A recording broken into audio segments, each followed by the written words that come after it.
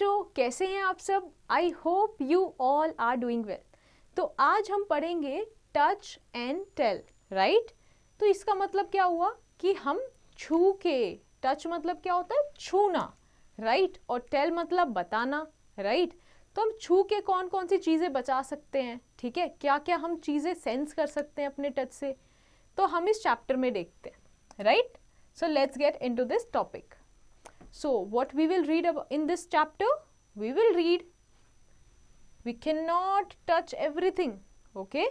We cannot touch everything. Another thing, good touch and bad touch. हम जानेंगे कि good touch क्या होता है और bad touch क्या होता है. And then we will read about sense of smell, right?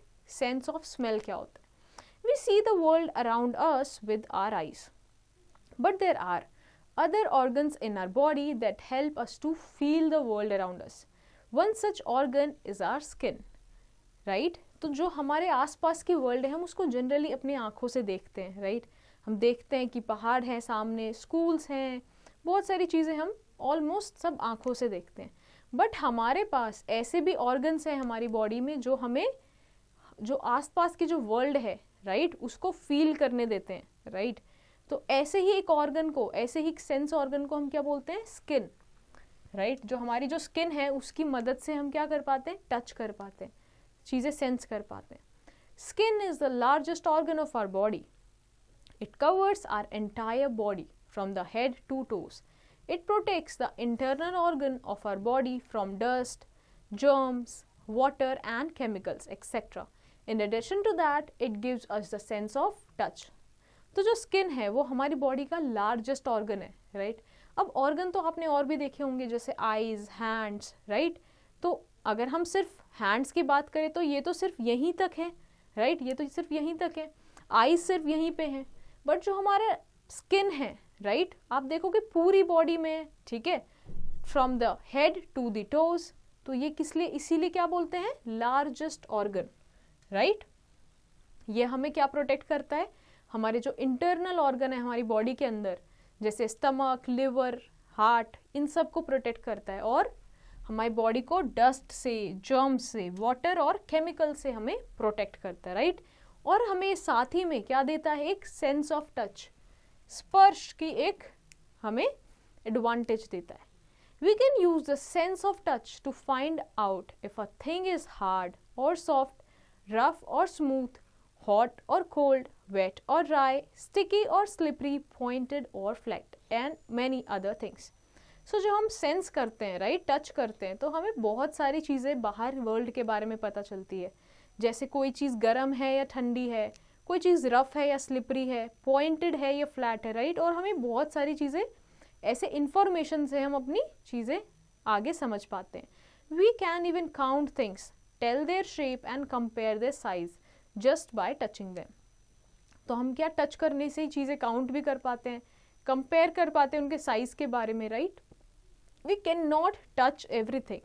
तो अभी हम देख रहे हैं कि हम काफ़ी सारी चीज़ें बता पाते हैं टच करके, बट ऐसी भी बहुत सारी चीज़ें हैं जो हम क्या टच नहीं कर सकते. What are they? There are number of things that we should not touch. There are dangerous and can hurt us. We can not touch fire, sharp objects, chemicals, electric switches and etcetera, right? तो ऐसे भी कुछ चीज़ें हैं जो हम touch नहीं कर सकते. इनफैक्ट हमें टच करना नहीं चाहिए, ठीक है? वी शुड नॉट, ठीक है?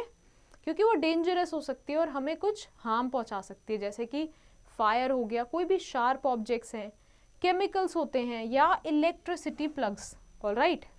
सो इन सब चीज़ों से हमें बचना भी चाहिए और हम इनसे, ताकि हमें कोई हार्म ना हो, right? Now let's understand about the good touch and bad touch, कि गुड टच क्या होता है और बैड टच क्या होता है. When our mother hugs us, we feel good. We shake hands with our friends and also hug them sometimes. All these gives us a good feeling, right? तो एक good touch को क्या बोलोगे आप? Touch मतलब क्या होता है? छूना, राइट?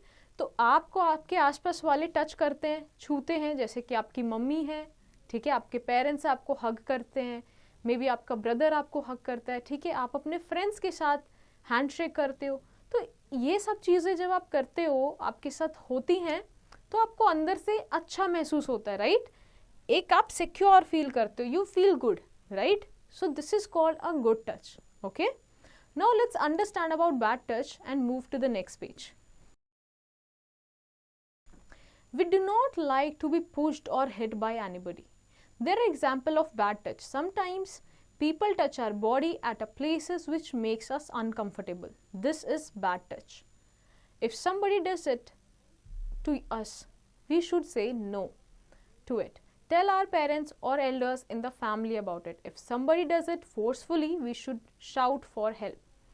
तो ये तो हमारी बात होगी फैमिली की, बट ऐसे ही कुछ लोग होते हैं, राइट? मे बी फैमिली में भी हो सकते हैं या और लोग भी होते हैं, क्योंकि जब हम देखते हैं कि हमें पुश करना या हिट करना पसंद नहीं आता, right?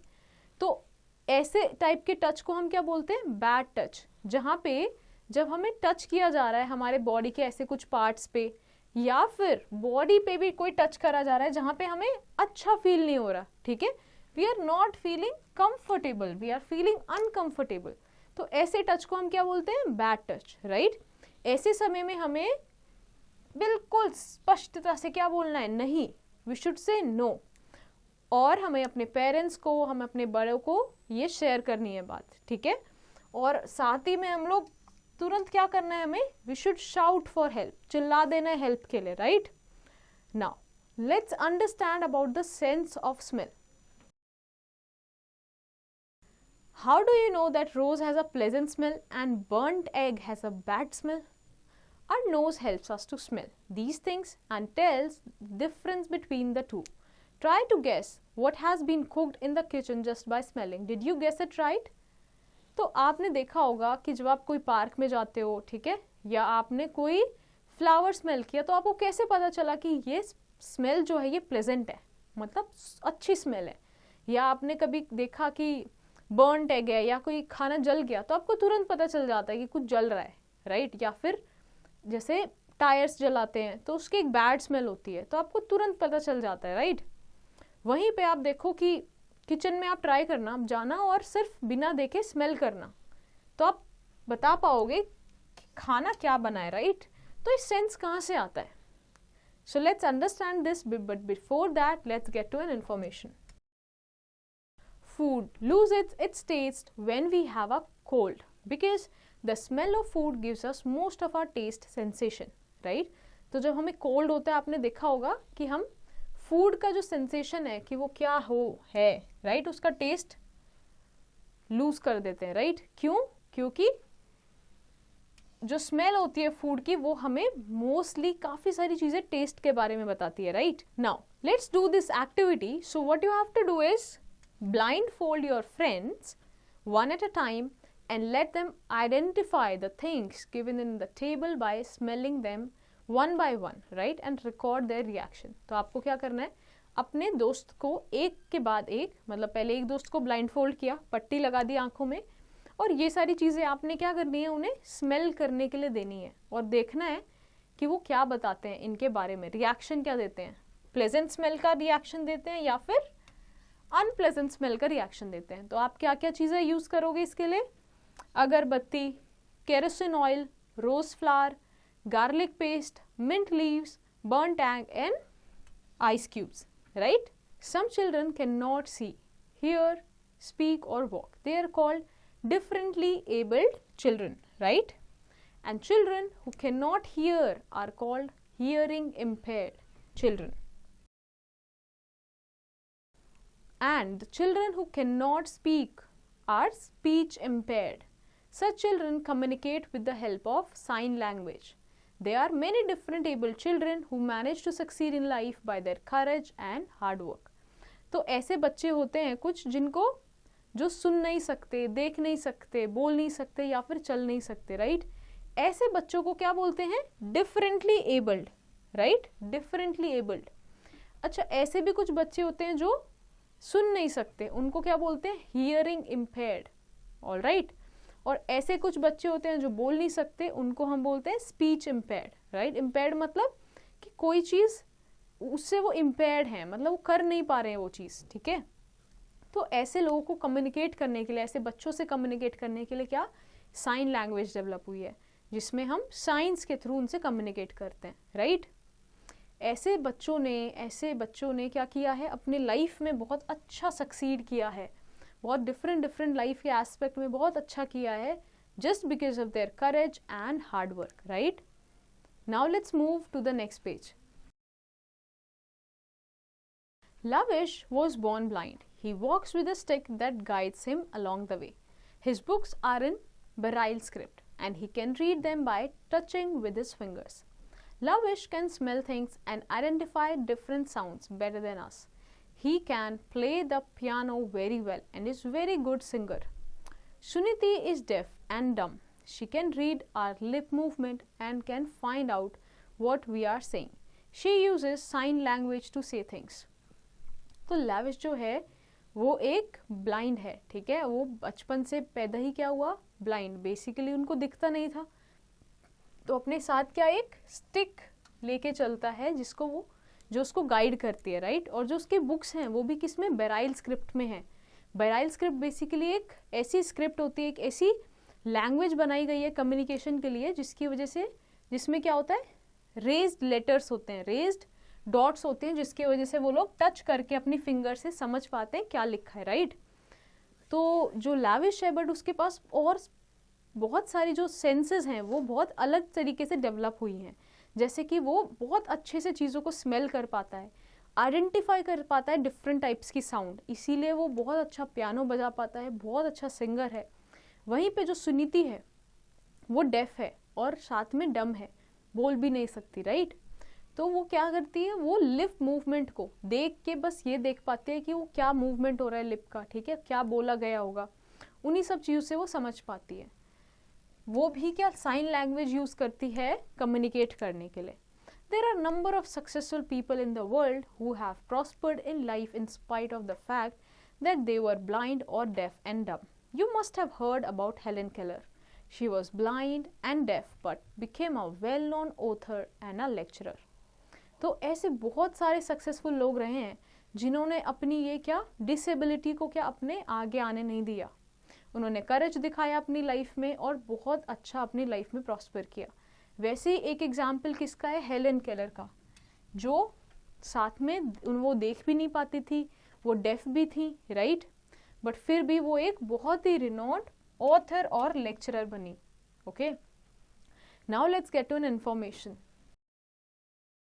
Everything you smell, whether it is a rose, onion, banana or bread, gives off very small particle from their surface. These particles are very light and float through the air into your nose. ठीक है, तो कोई भी चीज़ जैसे कि रोज़ हो सकता है या बनाना, ब्रेड, जितनी भी सारी चीज़ें होती हैं जो क्या एक स्मेल देती हैं, ठीक है, जिनकी बाहर से स्मेल आती है, ठीक है, तो वो बेसिकली एक पार्टिकल छोड़ती हैं, ठीक है, और वो बहुत ही लाइट पार्टिकल्स होते हैं जो क्या हमारे नोज में जाते हैं थ्रू दी एयर, राइट, क्योंकि वो बहुत ही लाइट वेट होते हैं। Beethoven was the greatest musician of his time. He was blind and became a pianist at the age of 8. Louis Braille, a blind man, created the famous Braille script, which has helped all the blind people of the world to read and learn. We should understand the problems of differently abled children and always be ready to lend them a helping hand. तो वैसे एक और example किसका है, बिथोवन का, जो greatest musician बने अपने समय के, ठीक है। वो ब्लाइंड थे बट फिर भी उन्होंने क्या 8 साल की उम्र में वो पियानिस्ट बज गए थे, उनको पियानो बहुत अच्छे से बजाना आ गया था। ऐसे ही एक हमारे रहे हैं कौन, लुइस ब्राइल, जो खुद ब्लाइंड थे और उन्होंने क्या एक फेमस ब्राइल स्क्रिप्ट डिस्कवर किया, ठीक है, इन्होंने ये बनाई, इन्वेंट की, ब्राइल स्क्रिप्ट इन्वेंट की, ठीक है, और इन्होंने पूरे देश भर में पूरे वर्ल्ड में जितने भी ब्लाइंड लोग थे उनको क्या हेल्प किया, लिखने में और पढ़ने में हेल्प किया ब्राइल स्क्रिप्ट के थ्रू, राइट। तो ये ऐसे जो लोग होते हैं, ठीक है, डिफरेंटली एबल जो लोग होते हैं, उन्हें हमें हमेशा हेल्प करना चाहिए, हमें समझना चाहिए, right. We should be sensitive towards the differently able people. We must come forward to help them. We must support them wholeheartedly. We must not pity them or show our sympathy towards them. They are a part of the society just as well as we are. We must help them to lead a normal life with dignity. Right? तो ये लोग भी एक उतना ही क्या important हिस्सा है हमारी सोसाइटी का. राइट? तो हमें उनको बिल्कुल भी ऐसे बेकार महसूस नहीं कराना है. Right? Because of their disability we have to support them with all our heart. Right? पूरे अच्छे से उनको मदद करनी है और क्या, उनको एक नॉर्मल और डिग्निफाइड लाइफ जीने में हमें उन्हें हेल्प करना है. Right? Now let's summarise this chapter and see what we have learned in this chapter. So skin is the largest organ our body. Right? ये हमने देखा था. We should aware about good and bad touch. तो हमें पता होना चाहिए good touch क्या है, बैड टच क्या है. If somebody touches us badly we should say no to it. Right? तो अगर हमें कोई बैडली टच कर रहा है तो हमें नो बोलना है उन्हें. Children who can not see, hear, speak और walk are called differently abled children. Right? तो ऐसे बच्चे जो क्या देख नहीं सकते, सुन नहीं सकते, बोल नहीं सकते या चल नहीं सकते, उनको डिफरेंटली एबल्ड कैटेगरी में बोला जाता है. Children who are deaf and dumb can read our lip movement to find out what we are saying.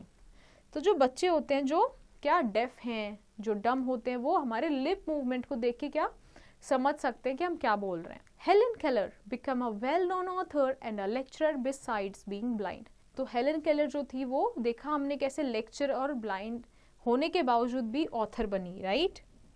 And we should be sensitive towards the differently able people. Right? We should be very sensitive towards them and help them. Right?